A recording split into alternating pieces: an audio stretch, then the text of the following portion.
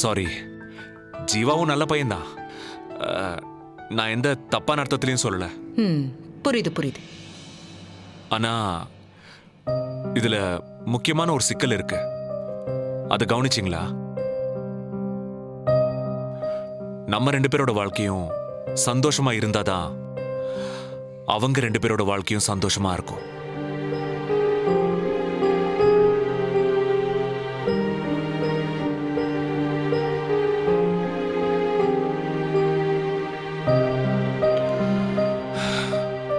நாம 2 பேரும் விருப்பப்பட்டு கல்யாணம் பண்ணிக்கிட்டோமா இல்ல விருப்பம் இல்லாம கல்யாணம் பண்ணிக்கிட்டோமாங்கிறது முக்கியம் இல்ல. நமக்குள்ள புரிதல் இல்லைன்னு அவங்களுக்கு தெரிஞ்சாலே பிரச்சனை ஆயிடும். சச்சா, என்னால அவங்களுக்கு எந்த பிரச்சனையும் வராது. என்னாலையும் எந்த பிரச்சனையும் வராது.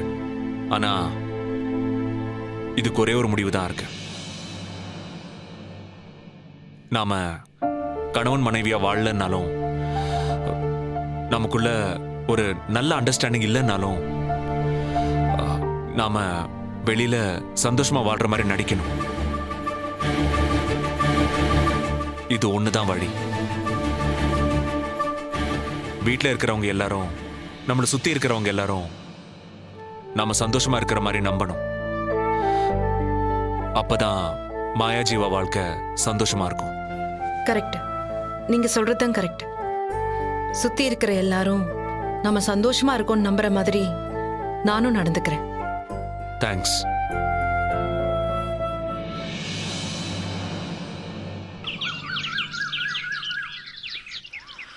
சரி, நீ போ.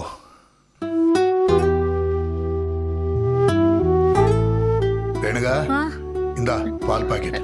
என்னங்க, பால்காரன் இவ்வளவு லேட்டா வந்திருக்கான். நீங்க என்ன ஏதுன்னு கேட்காம அப்படியே வாங்கிட்டு அனுப்பிட்டீங்களா? அவன் ஒன்றும் லேட்டா வரல, மதுதான் அவனை லேட்டா வர சொல்லியிருக்கா. என்னங்க சொல்றீங்க? ஆமாம்மா, 7:30 மணிக்கு மேலதான் மது பால் போட சொல்லியிருக்கா. அவ எதுக்கு பாலை லேட்டா போட சொன்னா? நாம தூங்கிட்டு இருப்போம், போய் தொந்தரவு பண்ண வேணான்னு லேட்டா போய் பால் போடுன்னு சொல்லியிருப்பா.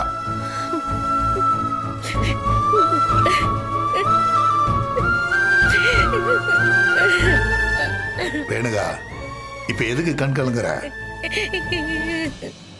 மது வீட்டுல இல்லாதப்பதாங்க அவ அருமை தெரியுது.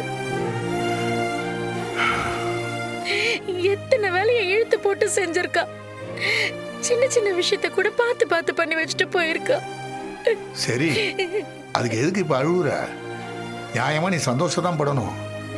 இப்ப நம்ம பொண்ணு நம்ம வீட்டுல இல்லைன்னு நினைக்கும் போது ரொம்ப வருத்தமா இருக்குங்க. நினைச்சாலே அழுகையா வருது.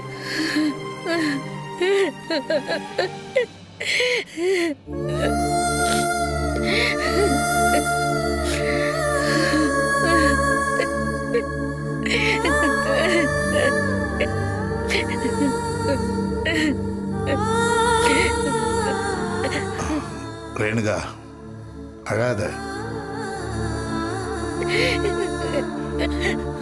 மது இப்பதான் புது வாழ்க்கையில அடி எடுத்து வச்சிருக்கா. அவளை அனுப்பிச்சு வச்சுட்டு நீ இப்படி இங்க அழுதுகிட்டு இருந்தா அவ எப்படி அங்க சந்தோஷமா இருப்பா? ஐயோ, மதுக்கு கல்யாணம் ஆனதை நினைச்சு எனக்கு சந்தோஷமா தாங்க இருக்கு. ஆனா இப்ப அவன் நம்ம கூட இல்லையேன்னு நினைக்கும் போது என்னால அழுகையை கண்ட்ரோல் பண்ணவே முடியலங்க.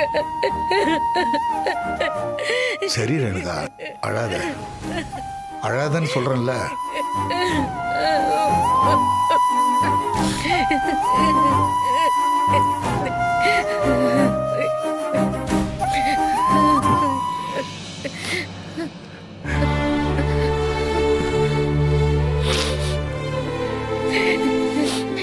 ஏங்க, நீங்க எதுக்கு இப்ப அழுவுறீங்க?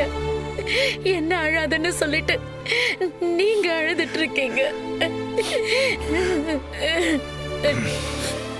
நீங்க என்ன சமாதானப்படுத்ததான் இப்படி சொல்றீங்க? ஆனா நான் இல்லாதப்போ நான் பார்க்கலன்னு நினைச்சுக்கிட்டு நீங்களும் நேத்து நைட் அழுதுட்டு இருந்ததை நான் கவனிச்சேன். 2 பேரும் தானே மதுவை மிஸ் பண்றோம்.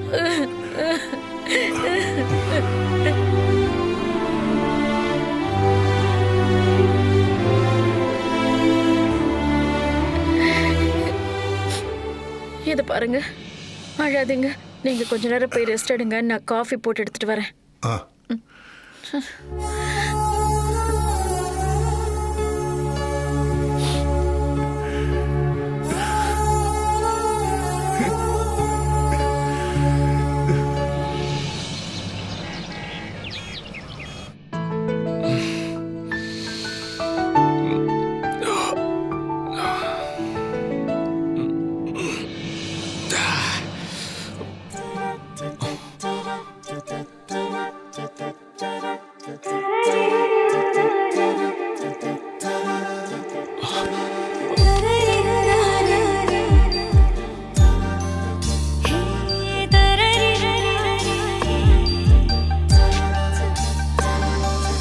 தயக்கம் தருவதும் நீதானே தானே. மதுமிதா, ஹலோ மதுமிதா.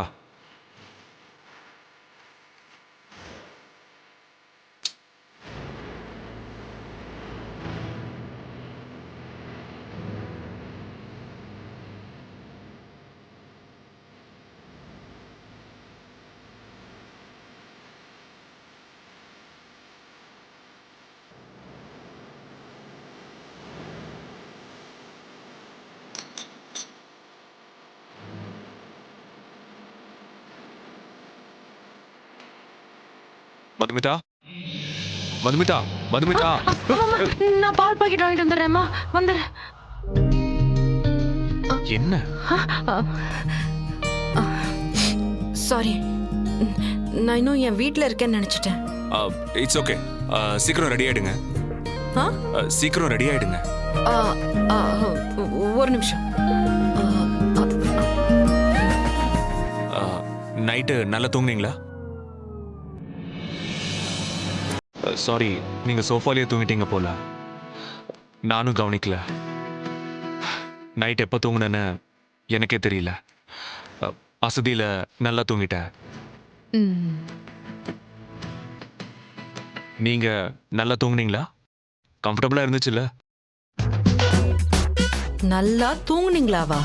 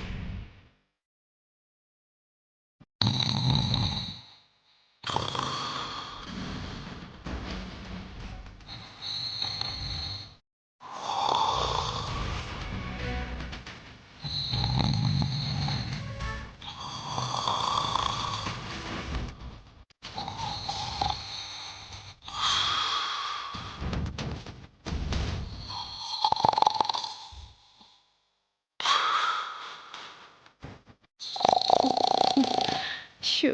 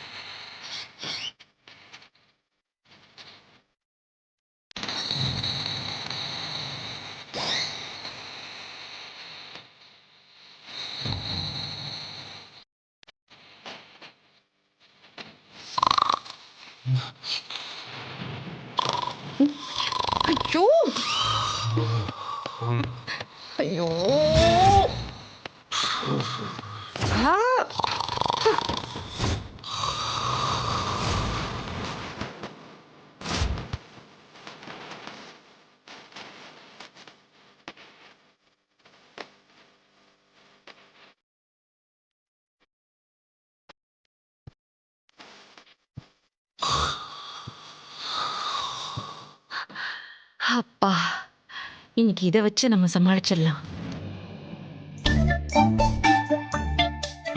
உங்களை தாங்க கேட்குறேன். என்ன பதிலே பேசாம இருக்கீங்க? நைட்டு நல்லா தூங்குனீங்களா இல்லையா? ம். உங்களை பார்த்தா சரியா தூங்காத மாதிரி இருக்கே. ஆஹா, நான் நல்லா தூங்குனேன், ரொம்ப நல்லா தூங்குனேன். ஆமா, காதுல எதுக்கு பஞ்சு வச்சிருந்தீங்க? அது நைட்டு ஃபுல்லா இங்க ஒரே சத்தம், புது இடம்ல, அதான் எனக்கு தூக்கம் வரல. அதனாலதான் காதுல பஞ்சு. சத்தமா? இங்கயா? ஆனா எனக்கு ஒரு சத்தம் கூட கேட்கலையே. நல்லா கேட்டீங்க. சத்தத்துக்கு காரணமே நீங்க தானே. ஆனா நான்லாம் நிம்மதியா தூங்குனங்க. குழந்தை மாதிரி மனசுள்ளவங்களுக்கு படுத்தா உடனே தூக்கம் வந்துடும் சொல்லி என் பாட்டி சொல்லுவாங்க.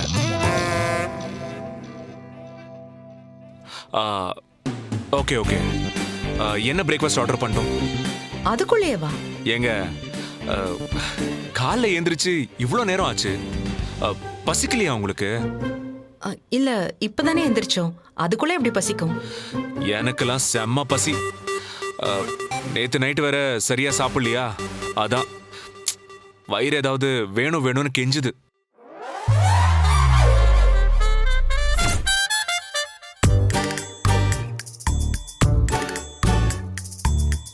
ஒரு கிலோ கேக்க ஒரு ஆளா தின்னீங்களே, அதெல்லாம் உங்களுக்கு சாப்பிட்ட கணக்குல வராதா? ஹலோ, சொல்லுங்க, என்ன ஆர்டர் பண்ணிட்டோம்? இல்ல இல்ல, எனக்கு எதுவும் வேண்டாம். விளையாடாதீங்க. இங்க ஏதாவது சாப்பிட்டு போனாதான் வீட்டுக்கு போற வரைக்கும் பசி தாங்கும். பரவாயில்ல, எனக்கு எதுவும் வேண்டாம். சரி, உங்க இஷ்டம். நான் ஆர்டர் பண்ணிக்கிறேன். இந்த வயிற்றுக்கு ஒரு சின்ன கேக் எப்படி பார்த்தோம், அதான் இந்த பசி பசிக்குது.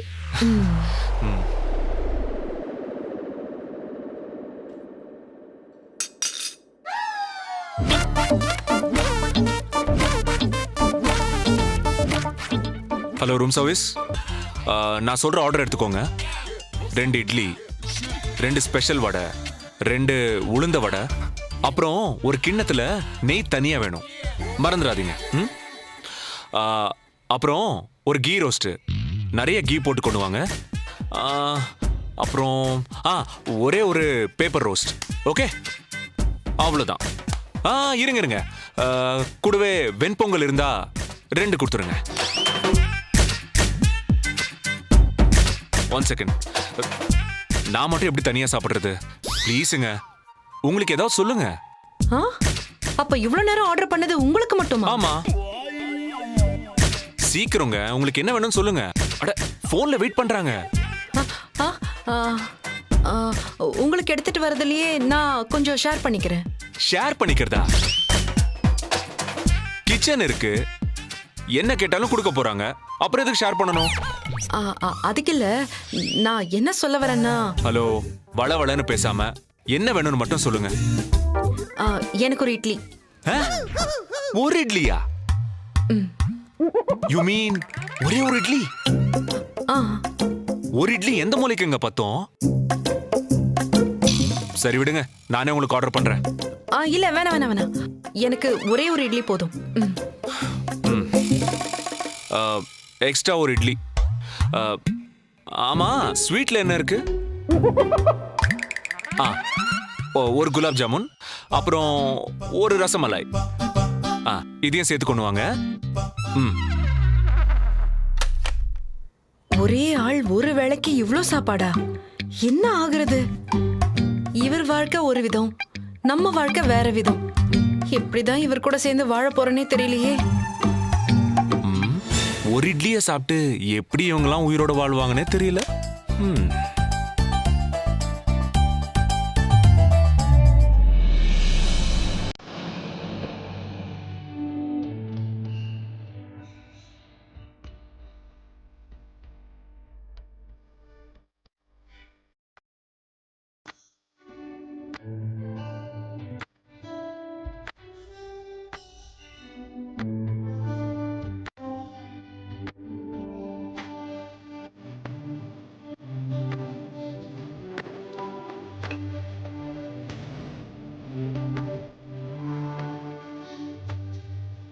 என்ன பாத்துக்கிட்டே இருக்க? சும்மாதான். Excuse me, sir. அப்படியா?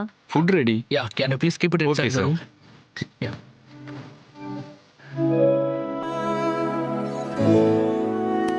Thank you, ma'am.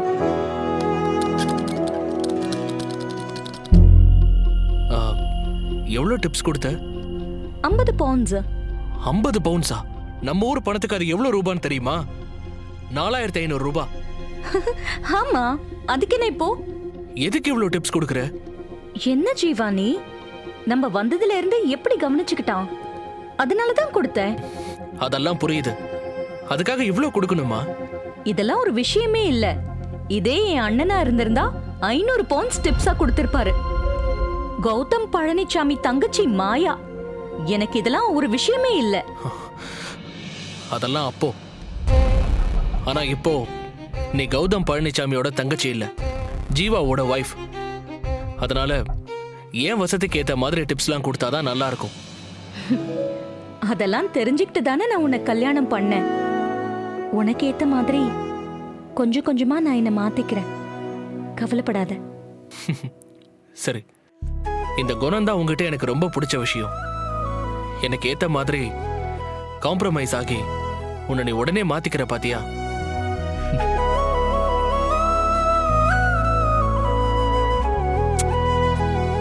I love you. மாயா, அக்காவுக்கு ஃபோன் பண்ணி பேசுனேன். அக்காவும் மாமாவும் நம்ம 2 பேரும் ரொம்ப மிஸ் பண்றாங்க. ஆமா, என்னாலதான் அவங்க கல்யாணத்தை கூட பார்க்க முடியாம போச்சு. பாவம் கௌதம் அண்ணா. ஜீவா, நாம இப்பவே கிளம்பி ஊருக்கு போலாம். ஆ? என்ன சொல்ற? அவ்வளோ பிரச்சனை பண்ணி அடம் பிடிச்சு இங்க கூட்டிட்டு வந்து இப்ப ஊருக்கு போலான்னு சொல்ற? ஆமா, எனக்கு ஊருக்கு போகணும்னு தோணுது. எஸ், நான் முடிவு பண்ணிட்டேன். இப்பவே நாம கிளம்புறோம். சீரியஸாவா சொல்ற? ஜீவா, நான் தான் ஏதோ அவசரத்துல தப்பான முடிவெடுத்து கிளம்பி வந்துட்டேன். நான் அப்படி பண்ணிருக்கவே கூடாது. இப்ப பாரு, வந்த இடத்துல நம்ம ஹனிமூனும் ஒழுங்காவே நடக்கல. ஜீவா, நம்ம இப்பவே கிளம்பலாமா? என்ன யோசிக்கிற? டிக்கெட் உடனே புக் பண்ண சொல்றேன். உடனே கிளம்பலாம். ஓகே மாயா, நானும் எங்க அப்பா அம்மா கிட்ட ஊருக்கு கிளம்பி வரேன்னு சொல்லிடுறேன். ஓகே.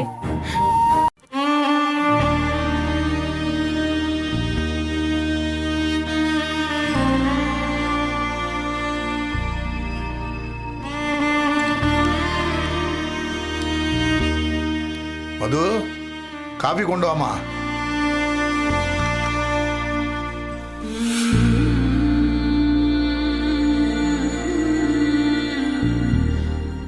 இந்தாங்க. மதுமிதா எங்க இருக்கா? அவளை கூப்பிடுறீங்க? அவ தான் கல்யாணம் ஆகி போயிட்டாளே. எல்லாத்துக்கும் அவளை கூப்பிட்டு கூப்பிட்டு பழகி போச்சு. வாயை திறந்தாலே அவ பேர் தான் ஞாபகத்துக்கு வருது. நான் வருத்தப்படுறேன்னு எனக்கு ஆறுதல் சொல்றீங்க. ஆனா 24 மணி நேரமும் நீங்க உங்க பொண்ணை பத்தியே யோசிச்சுட்டு இருக்கீங்க. என்ன பண்றது? நான் வருத்தப்படும் போது நீ என்ன தேத்தணும், நீ வருத்தப்படும் போது நான் உன்னை தேத்தணும். வேற வழி இல்ல. ஜீவா அண்ணா, என் பையன். ஹலோ ஜீவா, எப்படிப்பா இருக்கீங்க? நல்லா இருக்கீங்களா? நல்லா இருக்கம்மா. அம்மா, நானும் மாயாவும் இப்பவே கிளம்பி இந்தியா வர போறோம். என்னப்பா சொல்ற? அதுக்குள்ளேயே வா. ஆமாமா, கல்யாணம் முடிஞ்ச கையோட நாம அப்படியே கிளம்பி வந்திருக்க கூடாதுன்னு மாயா ரொம்ப ஃபீல் பண்றா. அதனால உடனே கிளம்பி வரோம். நான் சொல்லல, சின்ன பொண்ணு அவசரத்துல ஏதோ முடிவு எடுத்துட்டான்னு. இப்ப அவளே சொல்றா பாத்தியா? கரெக்டுமா. சரிப்பா, பார்த்து ஜாக்கிரதையா வாங்க. சரிம்மா. ஏங்க, ஆ, ஜீவாவும் நம்ம மருமகளும் கிளம்பி வராங்களாம். அதுக்குள்ளே வா. ஆமாங்க. இந்நேரம் மதுமிதா வீட்டுல பால் பழம் சடங்கு நடந்துகிட்டு இருக்கும். ஆனா நம்ம வீட்டுல இந்த ஃபங்க்ஷன் நடக்கலையேன்னு நான் வருத்தப்பட்டுட்டே இருந்தேன். என் பையன் ஃபோன் பண்ணி நீங்க ஃபங்க்ஷனுக்கு ஏற்பாடு பண்ணுங்க, நாங்க வந்துடுறோம்னு சொல்லிட்டான். நான் வேண்டின தெய்வம் என்ன கைவிடலைங்க. அதித்தி, ஏகப்பட்ட வேலை இருக்கு. பூ பழம் எல்லாம் வாங்கணும். ஐயோ, கையும் ஒண்ணு காலும் ஒண்ணு. வா வா. வா வா.